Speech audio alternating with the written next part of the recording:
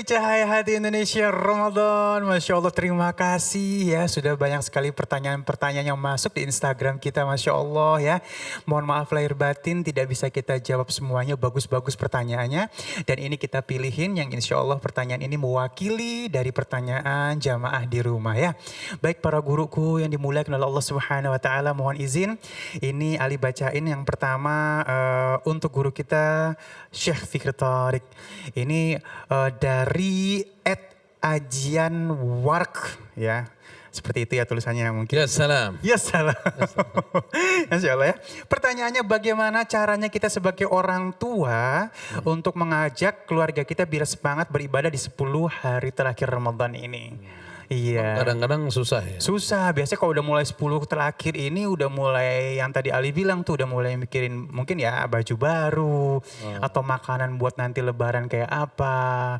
Jadi Semangat ibadah fokusnya ya. agak turun ya. Sebagaimana yang tadi saya sampaikan, An-Nabi SAW kalau 10 hari terakhir itu ahyal laila, menghidupkan malam, wa aiqadha ahlah, dan menyemangatkan atau membangunkan keluarganya. Wajadda wasyaddal mi'zar. Muttafaqun alaih. Sungguh-sungguh dan juga melipat sarungnya. Naam. Oleh karenanya supaya semangat pertama doa sama Allah. Karena pemberi hidayah adalah Allah Subhanahu wa taala. Jadi pertama itu doa.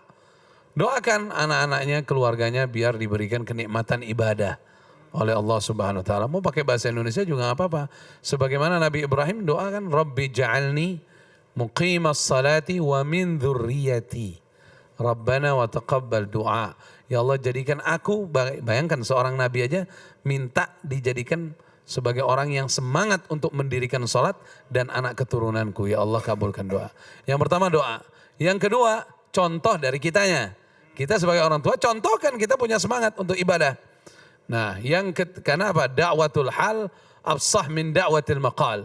Dakwah dengan perbuatan lebih mengena dibanding dakwah dengan perkataan. Ada orang tua cuma nyuruh. Benar Habib? Iya. Sholat. Dianya megang hafeh. Hafeh.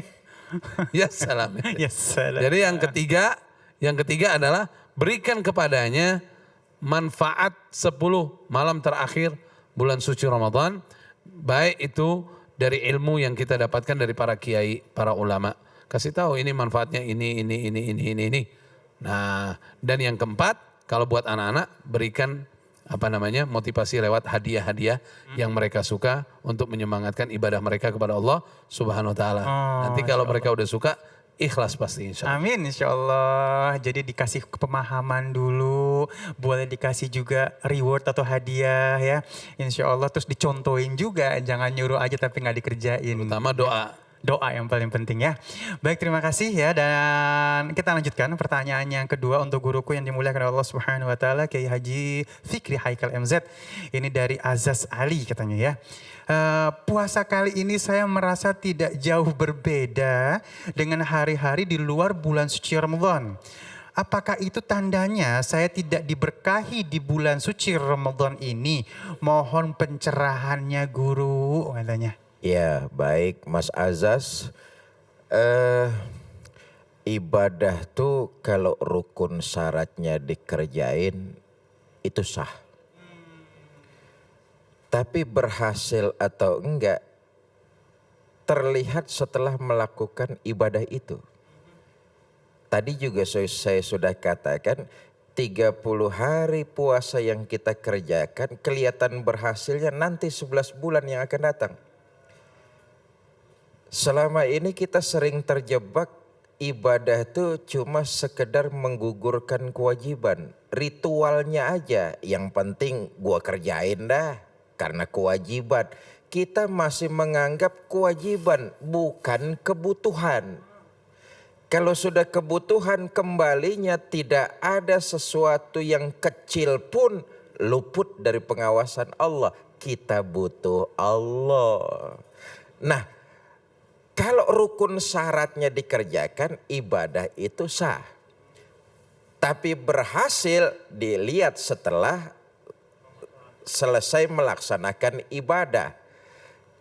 Artinya kalau hidup kita lebih banyak nilai kebaikan, lebih banyak ibadah, lebih banyak takutnya kepada Allah, insya Allah itu namanya berkah.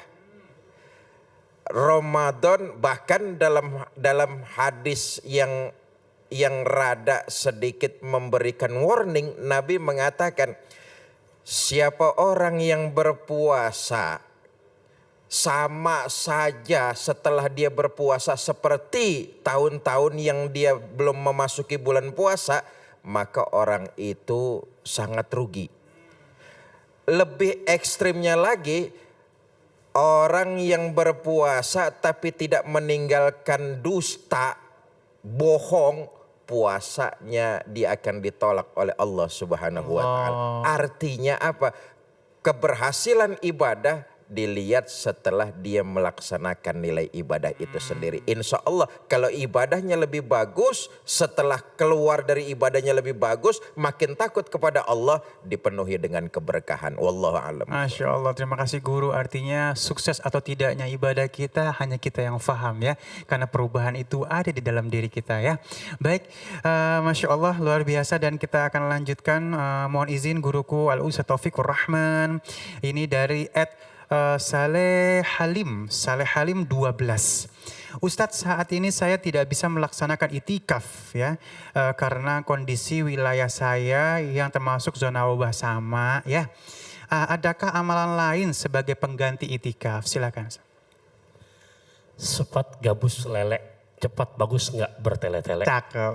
Ya, untuk kita yang memang terbilang udah zona merah, ini di dalam syarah kitab Riyadhus Shalihin, Al-Imam Nawawi menyebutkan penjelasan dari hadis Nabi yang kita tidak bisa beribadah ke masjid. Yang syarahnya di sini disebutkan, idza kanal insanu min adatihi. Apabila manusia dengan kebiasaannya ayusalliya ma'al jamaah fil masjid.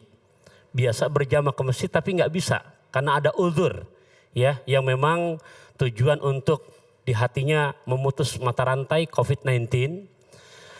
Di situ ada fadilahnya, walaupun sholat di rumah ya bersama keluarga itu tamaman min ghairi nakhsin. Fadilah pahalanya sama tanpa dikurangi. Yang kedua, amalan apa lagi? Ingat loh, di Quran surat kedua, juz kedua ayat 185 ada firman Allah yang menyebutkan bismillahirrahmanirrahim, syahrul ramadan alladzi unzila fihil Qur'an hudal linnas ya ila akhir ayat. Jadi Ramadan ini kan bulan ulang tahunnya Quran.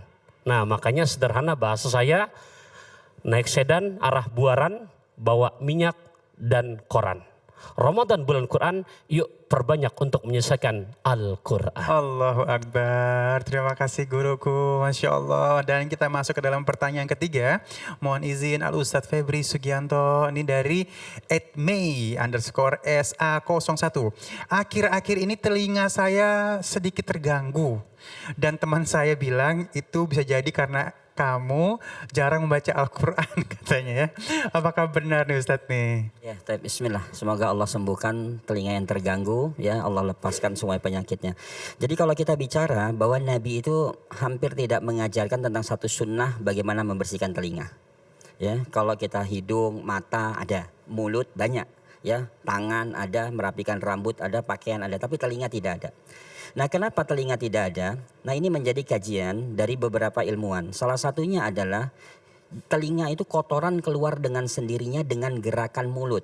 Nah, makanya dikatakan ketika kalian membaca Al-Quran, maka kotoran telinga itu keluar di pinggiran telinga kalian. Maka ketika kalian berwudu, masukkan telunjuk, itu sudah cukup untuk membersihkan telinga kalian. Ya, jadi tidak perlu pakai cotton bud.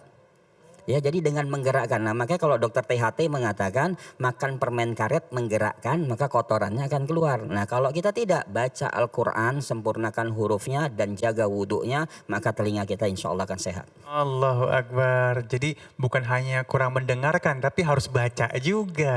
Ya, insya Allah akan jadi sehat. Baik, terima kasih guru-guruku yang dimuliakan Allah Subhanahu Wa Taala. Pemirsa di rumah, terima kasih juga kiriman pertanyaannya ya. Dan terus kirimkan pertanyaan Anda lewat Instagram kita @cahaya Cahaya Hati iNews. Insya Allah guru-guru kita nanti akan menjawabnya. Sesaat lagi kita akan berdoa bersama. Jadi tetap bersama kami di Cahaya Hati Indonesia Ramadan.